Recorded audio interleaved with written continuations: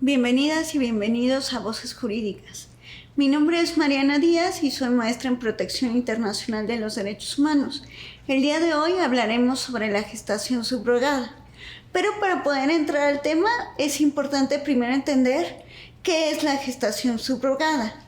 Bueno, la gestación subrogada, como ustedes saben, es un contrato que hacen, dos partes. Por un lado, una persona con capacidad de gestar, una persona gestante, y por otro lado, ya sea una pareja que tiene la intención de ser padres o madres, puede ser una pareja del mismo sexo, una pareja de sexo opuesto, diverso, que no ha podido tener hijos de manera biológica, por ejemplo, por temas de infertilidad, o el caso de una persona que de manera individual quiere tener un hijo biológico. Se hace un contrato en donde se le solicita a la persona gestante que lleve el embarazo a término, en donde ella pone el óvulo y se puede poner otra carga genética, y bueno, ahí tenemos una diferencia entre, la gestación subrogada y el embarazo por sustitución. La diferencia es que en la gestación subrogada, la persona gestante, quien lleva a término el embarazo, pone material genético, es decir, generalmente el óvulo. Y el embarazo, la gestación por sustitución, es cuando se pone ambas cargas cromosomáticas y solamente se le pide a la persona gestante, sin poner esa carga cromosomática, que lleve a fin el embarazo. Es importante que ustedes sepan que a nivel federal no tenemos una legislación que regule la gestación subrogada. Esto es porque el tema en sí mismo es muy complejo, tiene mucha complejidad en cuanto a temas éticos y biológicos, y hay también una crítica entre los feminismos y entre los temas de derechos humanos que es importante tener en cuenta. Tenemos en general dos vertientes. Por un lado, una vertiente que considera que es importante la regulación de la gestación subrogada, porque eso da cabida a la existencia de una gran diversidad de familias, entendiendo que la familia puede ser mucho más amplia de lo que entendemos tradicionalmente, y que el término de madre o padre, esa paternidad o esa maternidad, no se da en virtud de la gestación, sino más bien de la intención de querer ser padre o madre. Hay otra parte de los feminismos que no está tan de acuerdo con esto y que considera que muchas veces las personas que son contratadas para gestar, es decir, para llevar ese embarazo a término, no se encuentran en un contexto de libre decisión, porque muchas veces son personas de escasos recursos. Entonces es importante que conozcamos que están estas dos vertientes. Sin embargo, sí existen dos estados que hacen una regulación local. Existe una regulación local en el tema. Por un lado, tenemos a Tabasco y por otro lado tenemos a Sinaloa. Tabasco es el estado que tiene, mayor regulación sobre el tema, y lo que dice la regulación de Tabasco es que se permite la gestación subrogada con ciertas características, es decir, se solicita que las personas que tienen la intención de realizar esta gestación subrogada sean personas de nacionalidad mexicana. Ahorita vamos a discutir esos temas. Que este contrato esté por escrito, digamos, tiene cosas positivas. En su momento la legislación de Tabasco, por ejemplo, obliga a que la persona gestante tenga seguridad social y las personas que tienen la intención de ejercer como padre o madre tengan la obligación de contratar obviamente a esta persona y de cubrir todos los gastos en relación con la seguridad social. Y si hay un pago de por medio, se tiene que garantizar ese pago. Y las características propias del contrato, pues que, digamos, no haya una afectación para ninguna de las partes. Sin embargo, aquí vamos a ver que también esta legislación tiene, digamos, algunos puntos que pueden ser un poco criticables. ¿Por qué? Porque considera que las únicas personas que pueden contratar el tema de gestación subrogada son personas nacionales y no internacionales. Esto no tiene un argumento, digamos, totalmente sólido. Entonces, esa restricción para la contratación de personas extranjeras, digamos, en materia de derechos humanos y constitucionalmente podría quedar un poco cuestionable, ¿no? Y también esto se vincula a que las personas que hacen este contrato, que tienen la intención de ejercer como padres o madres, sean una pareja casada o que esté en concubinato. Sin embargo, esto puede generar ciertas restricciones. Por ejemplo, para las personas, para las parejas del mismo sexo o para las personas que quieren ejercer una maternidad o una paternidad de manera individual, sin tener que estar en una unión, ¿no? De alguna manera. Entonces, estas restricciones implican un reto en materia de derechos humanos y también constitucionalmente.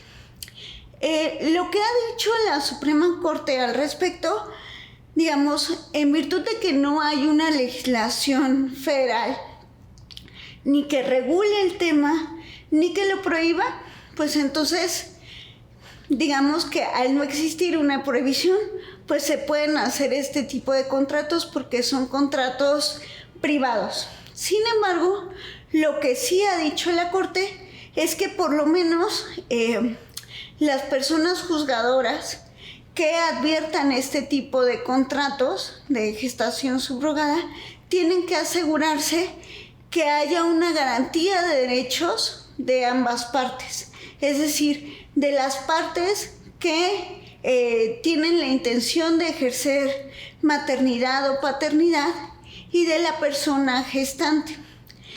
¿Y como qué características se debe cubrir o qué características mínimas tendría que tener este contrato? Pues se tendría que garantizar, digamos, que la persona que realiza la gestación, que lleva el embarazo a término, tiene toda la información necesaria. Hay información libre, previa e informada que le permite tomar la decisión de llevar este embarazo y obviamente los riesgos que conlleva tener este embarazo. También, además de tener toda la información, la Corte ha dicho que no es suficiente con tener esta información, digamos, por un contrato por escrito, sino que se tiene que buscar que se le explique adecuadamente de una manera sencilla, clara, las implicaciones de la gestación, tanto a su salud como lo que va a suceder al momento de dar a luz al producto, ¿no? De una manera clara, sencilla, la persona que está gestando, para asegurar que realmente hay un consentimiento ahí claro. Y también para evitar un problema de conflicto de intereses que ustedes saben que puede pasar en muchas ocasiones. Lo que se aconseja es que esta persona que realiza la gestación tenga un asesor jurídico adicional, diferente al que tiene ya sea la pareja o la persona que quiere realizar su maternidad o paternidad. Y lo mismo, que se le dé una información, digamos, adecuada, de manera independiente por parte de los propios profesionales de la salud, para que no sean los intereses de estas otras personas los que intervengan en la información que se le da a la persona que está dispuesta a llevar a cabo la gestación. También el contrato tendría que tener claras las cláusulas de qué va a pasar cuando se dé un incumplimiento del contrato, ¿no? Esto por ambas partes, tanto si no se dan las garantías de seguridad social y no se le paga lo necesario en relación a los gastos de seguridad social a la persona gestante, como si la persona gestante decide al final del día no llevar al término el embarazo o decide alguna otra cosa en relación con estos temas de maternidad o paternidad, ¿no? Eso tiene que quedar muy, muy claro en el propio contrato. Y también otra cosa es que si se conviene un tema económico de por medio, digamos que la persona operadora jurídica que llegue a revisar este contrato debe garantizar que se haya dado cumplimiento a este pago y que en todo caso haya una cláusula clara de cómo se va a dar ese pago, ¿no?